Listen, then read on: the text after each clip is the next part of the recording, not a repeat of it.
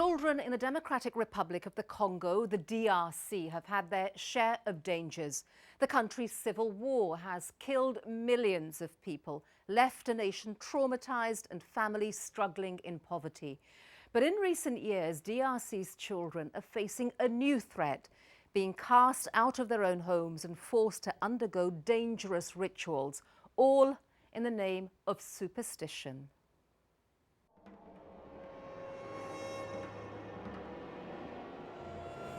This small boy needs help, or so he's been told.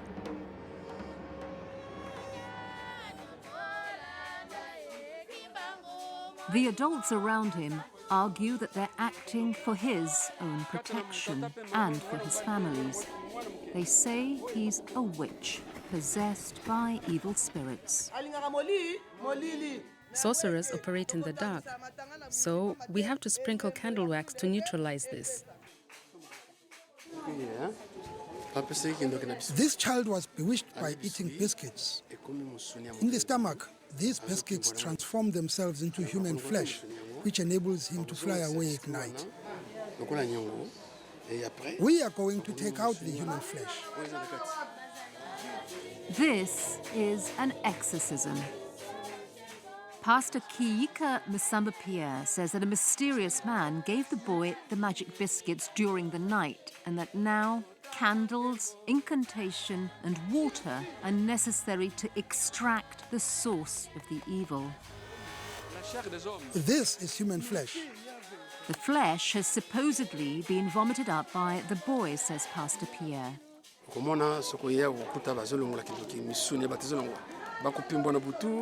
Bewitched people kill and eat human flesh.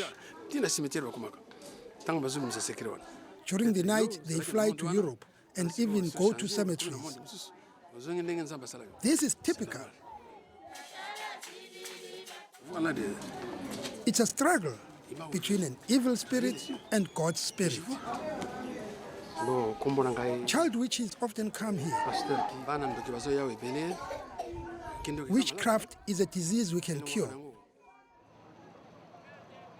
Every week in Kinshasa, the capital of the Democratic Republic of the Congo, or DRC, thousands of pastors like Mr. Pierre perform cruel and sometimes dangerous rituals like this. And they have many prey to pick from.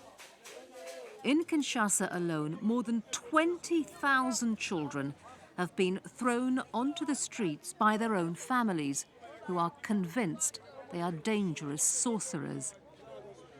And it's not just happening here. Children are also at risk in West Africa and as far away as Nepal in Asia. Children become the scapegoat for all the problems that a family faces.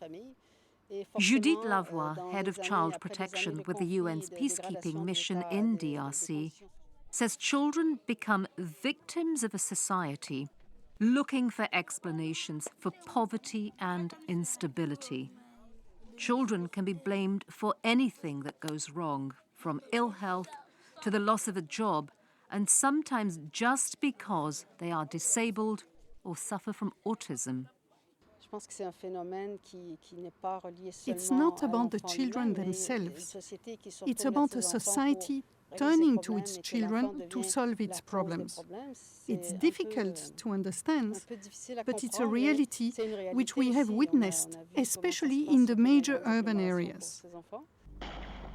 It's a reality made even worse by the legacy of DRC's civil war, which left an estimated 4 million dead and a huge number of orphans. It's often these children that are accused of sorcery. But this modern-day witch hunt is not just driven by entrenched beliefs. It's also a burgeoning industry. In Kinshasa alone, more than 28,000 evangelical churches compete for business, a number that has doubled in the last decade. There are now more churches than schools, with an exorcism costing several months' pay. It's like torture. Moise Umbaya has first-hand experience of this kind of persecution. He was accused of being a sorcerer when he was just 9 years old. Sometimes a child is deprived of food for 3 days until he accepts that he is a witch. He agrees just so he can eat. When he was young, Moise had no choice but to flee his home. Papa locked us up in a kind of prison down there. One day, my brothers, who were also treated badly, ran away. Soon afterward, I did the same thing. I managed to escape through a hole by forcing my way through these roof tiles. Now, Moise spends his life on the streets protecting children, heading his own aid organization, determined to expose and combat the persecution of children in his country. He walks the neighborhoods trying to rescue street children in Kinshasa. He's driven by the horrors he's seen. Personally, I once saw someone use a razor blade to cut open the belly of the child accused of being a witch. But even if they survive the exorcism, most children can never go back home, as many adults remain convinced they're an evil influence. With nowhere else to turn, some children resort to prostitution, and many are exposed to violence. The stronger children rule the street. If you have something to eat, they will come and steal it. Amid this turmoil, some boys like Muyu Leonard become addicted to sniffing glue. They accused me of being a witch, and I was thrown out of my home. Have they taken you to a church yet? The pastors took me, but they didn't find anything, and my mother was forced to chase me out of the house. They tricked my mother into thinking I was a witch. It was your own mother. Yes. Your own mother cannot treat you as a sorcerer.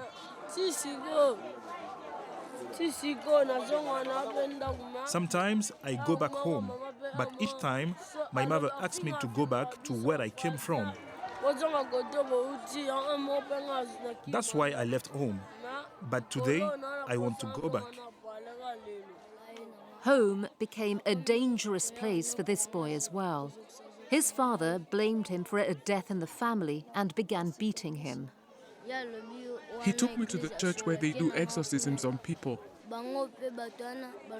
The pastors at this church confirmed that I was a witch just to get money from him. The government did try to step in by passing a new law in 2009 which made accusations of child sorcery and exorcisms illegal, punishable by up to 3 years in prison. But enforcing it in this conflict-ridden country is the next challenge. If the community ends up treating children in such an aggressive and violent way, it's hard to put that right. A new law cannot do that alone. A law can only lay down guidelines. If we want to enforce the law, everyone needs to get involved. The UN is helping DRC to train their police officers to implement the new law. But it will take time for this to have a significant impact on the streets of Kinshasa. Something Moise is hoping he can have with the few resources available to him. He runs his organization from this building in the city. It has to serve as both an office and a dormitory. It's here that he interviews children, attempting to find them a place to live and to get them back to school. Despite the poverty, prejudice, and violence, he's committed to protecting them, even if it means rescuing only a few children at a time. Every one of them, he believes, deserves a chance. To become someone of real worth, you have to go to school.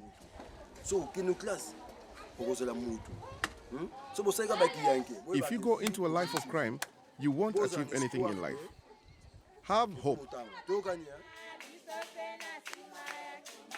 But hope is in short supply for far too many children in DRC, boys like this, who remain bewildered by accusations they can barely comprehend.